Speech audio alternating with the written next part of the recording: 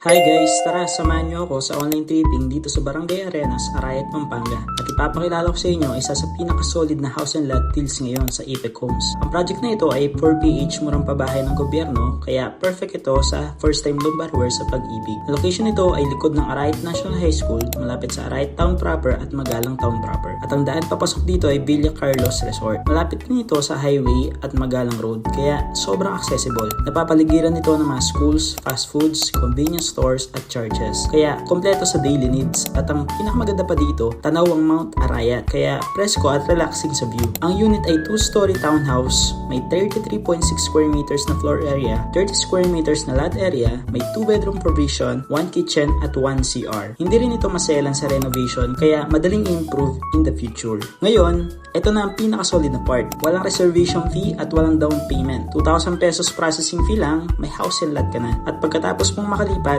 straight to 4,000 plus monthly amortization ka na via pag-ibig. Para sa qualification, kung dito ka sa province, 34,000 and below ang income ay pasok. Kung nagtatrabaho sa Manila, 47,000 pababa ay pasok din dito. At kung OFW ka, walang income limit. Kaya kung gusto mong murang pabahay sa maganda location dito sa Arayat, Pampanga, tara, message mo na yung agent na nag-send sa'yo ng video na ito at isend mo na ang application.